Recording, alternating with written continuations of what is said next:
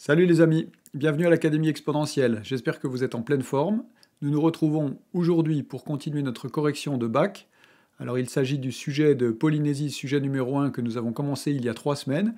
Et nous terminons cela par un exercice que je trouve le plus difficile des 4 et le plus long. Vous pourrez me dire ce que vous en pensez dans les commentaires. Mais je trouve que vraiment celui-là est d'un niveau supérieur aux 3 que nous avons déjà traités. Voilà. Alors, nous allons démarrer ça tout de suite. En attendant, faites comme vous les avez fait dans les semaines précédentes, en vous abonnant à la chaîne et en me mettant des pouces en l'air. Je vous remercie de tous vos abonnements et de vos pouces des semaines précédentes. Alors, démarrons tout de suite sur notre tableau pour voir cet exercice sans perdre de temps. Bien, alors voici donc l'énoncé de notre exercice sur 7 points. On nous donne 4 points A, B, C, E et un plan d'équation cartésienne 2x moins y moins z plus 4 égale 0. Et on commence par nous demander de démontrer que le triangle ABC est rectangle en A. Alors ici, il y a une méthode, comme vous allez voir, rapide et simple. Il y a une autre méthode qui consisterait à calculer les longueurs AB, AC et BC et à prouver ensuite avec la réciproque du théorème de Pythagore que le triangle est bien rectangle, mais ça serait beaucoup plus long. Ici, le plus simple, c'est de calculer les coordonnées des vecteurs. Alors j'ai déjà fait ça sur la droite du tableau. Bon, ici, pas de difficulté. On calcule donc les coordonnées du point d'arrivée moins les coordonnées du point de départ. On obtient pour AB moins 1, moins 1 et moins 3, pour AC 4, 7 et 1, et pour BC 5, 6 et 4. Je vous laisse vérifier ça. Ça ne présente pas de difficulté. Et ici, en fait, l'idée, c'est de regarder parmi les produits scalaires AB scalaire AC, AB scalaire BC et AC scalaire BC, s'il y en a un qui s'annule. Donc il faut faire les calculs des 3 produits scalaires, et puis forcément, si le triangle est rectangle, il y a un des 3 produits scalaires qui va être nul. Alors il se trouve que si vous calculez AB scalaire AC, eh bien vous trouvez moins 1 fois 4, plus 1 fois 7, plus moins 3 fois 1, ce qui fait 4 plus 7 moins 3, c'est-à-dire 0. On en déduit donc que le triangle ABC est rectangle en A. Donc pour cette question-là, c'est rapide si on utilise cette méthode. Alors pour le petit b, on nous demande de calculer BA scalaire BC. Alors BA scalaire BC égale. Alors le vecteur BA, c'est l'opposé du vecteur AB. Les coordonnées sont donc opposées, c'est-à-dire 1, moins 1 et 3. Les coordonnées du vecteur BC, nous les avons, 5, 6 et 4. On calcule donc ce produit scalaire, ça nous fait 1 fois 5, plus moins 1 fois 6, plus 3 fois 4. Alors donc 5 moins 6, c'est-à-dire moins 1, plus 12, et donc 11. Le produit BA scalaire BC est égal à 11. On nous demande ensuite de calculer les longueurs BA et BC. Alors, BA. Alors, comment est-ce qu'on calcule BA? C'est la norme du vecteur BA. Et on sait qu'on calcule la norme d'un vecteur en faisant la racine carrée de la somme des carrés de ses coordonnées. Alors, BA, ici, ça nous fait 1 au carré, plus moins 1 au carré, plus 3 au carré. C'est-à-dire 1 plus 1 plus 9, donc 11, racine de 11. Et puis, pour BC, donc c'est pareil, c'est la norme du vecteur BC. Alors, c'est pas BC avec une flèche, mais c'est BC tout seul. Donc, ça va être donc la racine carrée de 5 au carré, plus 6 au carré, plus 4 au carré. Alors 6 au carré, ça fait 36, 4 au carré, ça fait 16, 5 au carré, ça fait 25. Et donc quand on additionne tout ça, ça nous fait 77, et donc racine carrée de 77.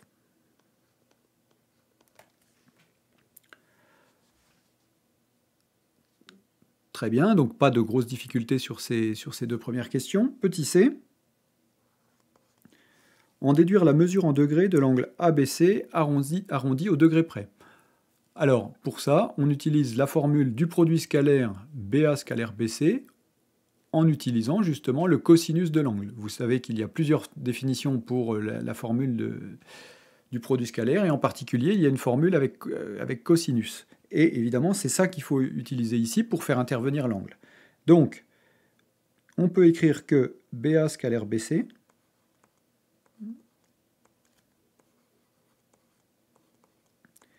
est égal, d'après la définition, à la norme de BA fois la norme de BC fois le cosinus de l'angle ABC.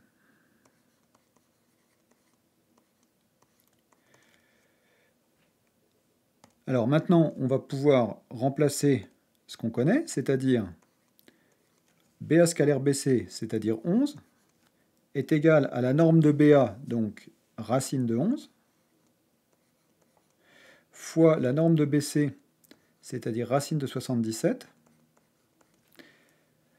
fois le cosinus de l'angle ABC.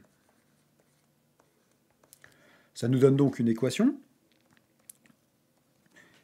Alors il suffit de diviser par racine de 11 fois racine de 77, et cos de ABC est donc égal à 11 sur racine de 11, racine de 77. Alors, vous pouvez écrire directement racine de 77, mais moi je vais écrire racine de 7 fois racine de 11 pour ne pas faire le calcul à la calculatrice. Si vous faites le calcul à la calculatrice, évidemment, vous faites directement la division, il n'y a pas de problème. Ici, on remarque que 77, c'est 7 fois 11, donc racine de 77, ça fait racine de 7 fois racine de 11, et racine de 11 fois racine de 11 au dénominateur, ça donne 11. Du coup, 11 sur 11, ça se simplifie, et il nous reste égal 1 sur racine de 7, ce que vous donne votre calculatrice si vous faites le calcul directement. Et du coup, vous en déduisez la valeur de l'angle ABC en faisant l'inverse du cosinus. Alors selon les calculatrices, c'est écrit cosinus puissance moins 1 ou bien arc cosinus selon les autres calculatrices. En tout cas, vous utilisez l'inverse de la fonction cosinus, donc on l'obtient avec shift cosinus, vous connaissez ça depuis longtemps. Et pour 1 sur racine de 7, donc on trouve environ 68 degrés. Très bien, alors passons à la question numéro 2. Alors dans la question numéro 2, on nous demande de démontrer que le plan P est parallèle au plan ABC. Alors le plan P, on le connaît par une équation, 2x moins y moins z plus 4 égale 0. Et puis le plan ABC, on le connaît par les coordonnées du point A, du point B et du point C. Comment est-ce qu'on peut faire ça? Alors, une façon de faire serait de calculer l'équation du plan ABC et de montrer que l'équation du plan ABC peut s'écrire 2x moins y moins z plus d égale 0. Si on regarde la question B, on nous demande d'en déduire une équation cartésienne du plan ABC, donc c'est pas du tout ce qui est attendu ici. Mais ça peut marcher. Ici, ce qui est plutôt attendu, c'est de prouver donc que le plan P est parallèle au plan ABC en utilisant le vecteur normal. Alors pourquoi? Deux plans sont parallèles si et seulement si ils ont un vecteur normal en commun. Donc ce qu'on veut prouver, c'est que le vecteur normal du plan P est un vecteur normal du plan ABC. Alors pour ça, quel est un vecteur normal naturel du plan P? Eh bien, étant donné qu'on a l'équation 2x moins y moins z plus 4, eh bien on sait que dans ce cas-là, 2 moins 1 est un vecteur normal du plan P. Donc, on veut prouver que ce vecteur est aussi un vecteur normal du plan ABC.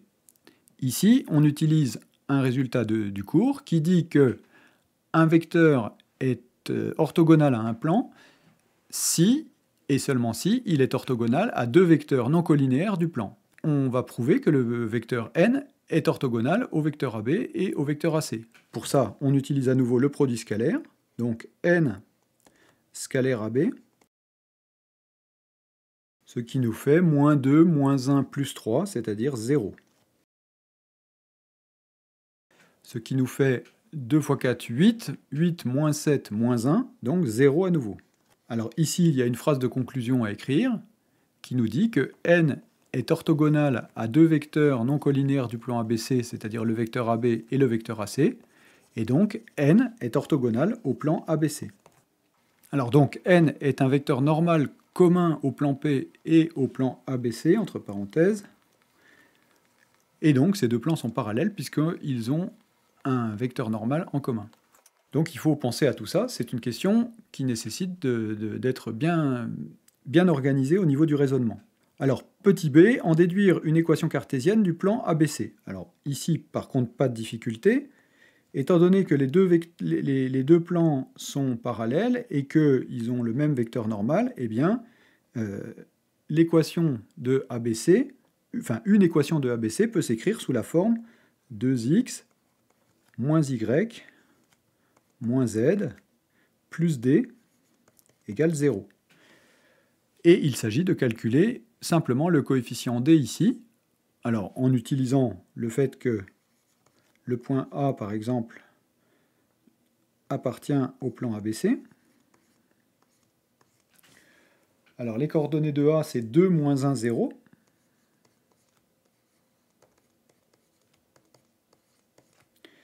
Et donc, 2 fois 2,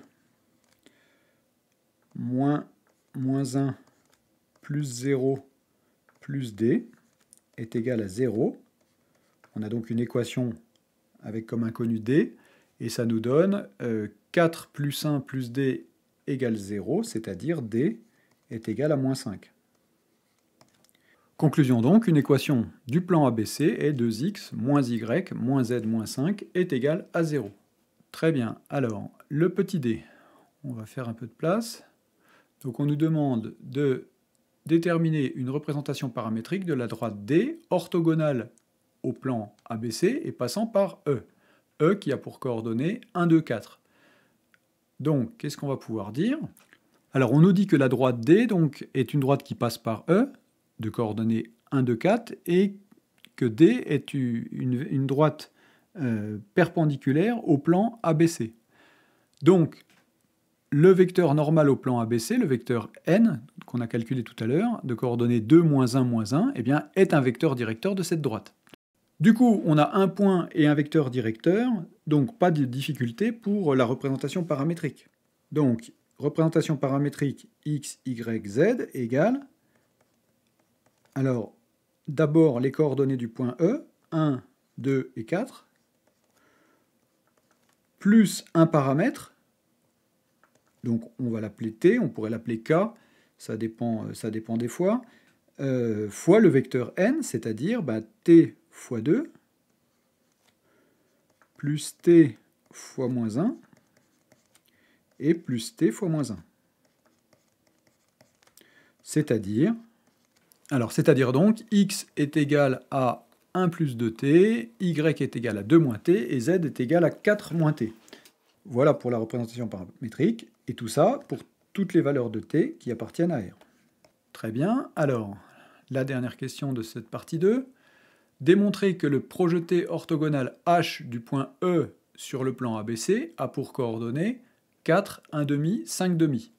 Alors, le projeté orthogonal du point E sur le plan ABC, c'est quoi? C'est le point d'intersection entre le plan ABC et la perpendiculaire à ABC qui passe par E. Mais ça, c'est justement la droite D qu'on vient de calculer précédemment. Donc en fait, on cherche le point d'intersection entre le plan ABC et la droite D. Le plan ABC a pour équation 2x moins y moins z moins 5 égale 0, et la droite D a pour représentation paramétrique celle-ci.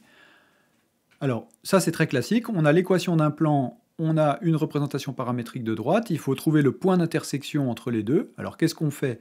Eh bien on remplace le x, y, z de la droite dans l'équation du plan, ça va nous donner une équation dans laquelle on n'aura plus que t, on va résoudre cette équation avec t, et puis ensuite, on connaîtra la valeur de t, et donc on pourra calculer la valeur de x, y, z en utilisant la représentation paramétrique. Donc, Ici, on a donc 2 facteurs de 1 plus 2t, moins 2 moins t, moins 4 moins t, moins 5 est égal à 0. Alors si on calcule les t, ça nous donne donc 4t, moins t, moins t, donc 4t plus t, donc 6t. 2 fois 1, 2, 2 moins 2, moins 4, moins 5. Donc ça nous donne donc 2 moins 2, 0, et moins 4, moins 5, moins 9, donc 6t moins 9 est égal à 0. C'est équivalent à t est égal à 9 sixièmes. On peut simplifier par 3, et ça nous donne t égale 3 demi.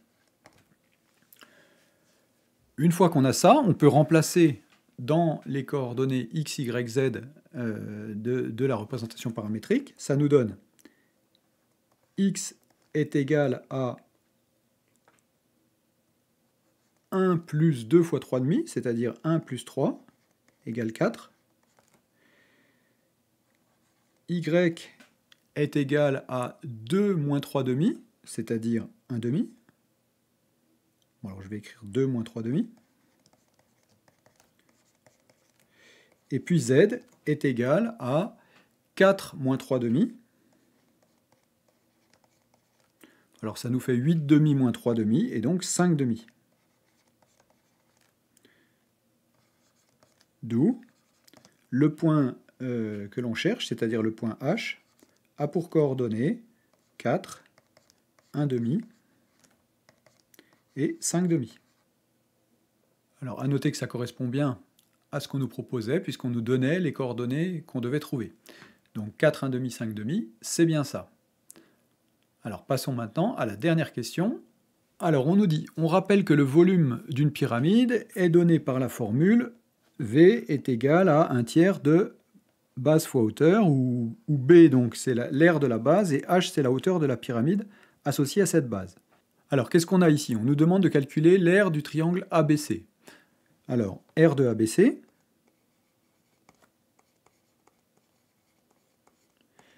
est égal à... Alors le triangle ABC est un triangle rectangle en A. L'aire d'un triangle rectangle, c'est longueur fois largeur divisé par 2, longueur et largeur étant les longueurs des côtés de l'angle droit. Et donc ici, ça nous donne AB fois AC divisé par 2. Alors on connaît AB qui est racine de 11, on l'a calculé au début de l'exercice. Par contre, on ne connaît pas AC, donc on va le calculer. Alors AC, la norme de AC, qui correspond à la longueur AC, est égale à racine carrée de, donc 4 au carré plus 7 au carré plus 1 au carré. Donc ça nous fait racine de 16 plus 49 plus 1. 49 plus 1, ça fait 50, plus 16, ça fait 66, et donc racine de 66. R de ABC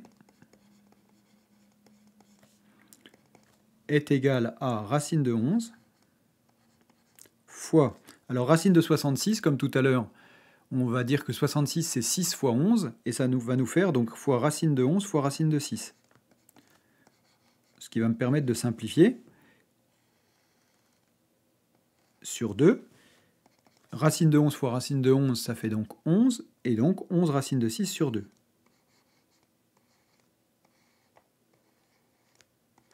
Bon, pour vous qui calculez à la calculatrice, évidemment, la simplification vous sera donnée par la calculatrice, mais c'est pour vous montrer un petit peu comment ça marche au niveau des racines carrées.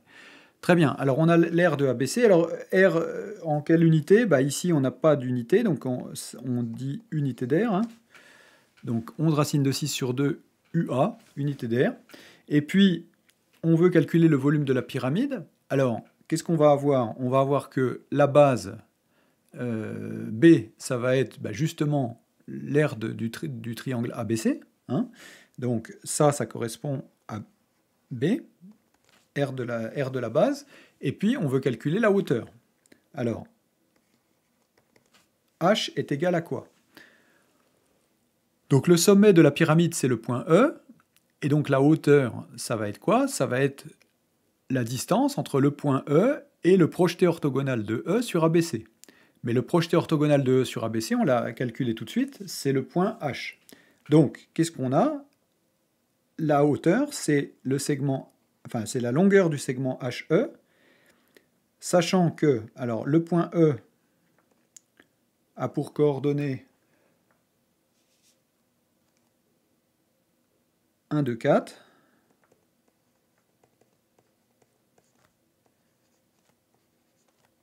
Et H a pour coordonnées 4, 1,5, 5,5, c'est ce qu'on vient de calculer.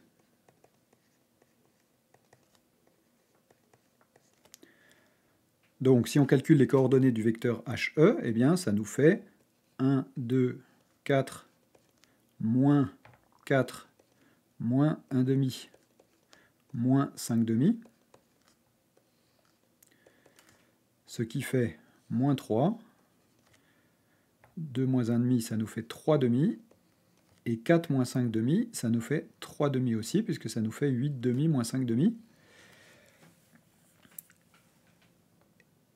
Et donc HE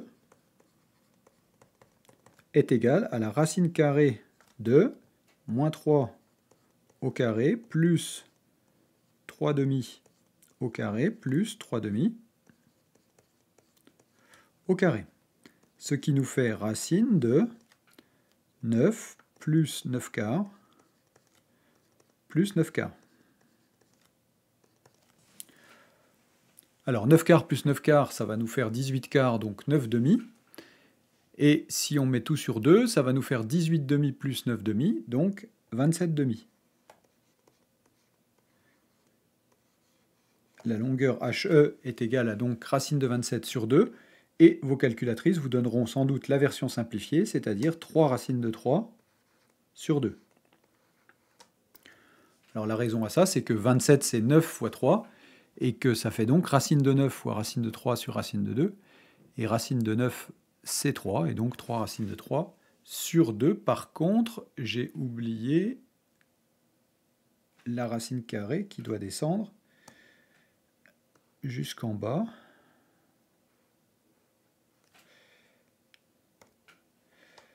Donc ça fait 3 racines de 3 demi. Est égal à 1 tiers fois B fois H est égal à 1 tiers fois 11 racines de 6 sur 2 fois 3 racines de... Alors je vais l'écrire autrement.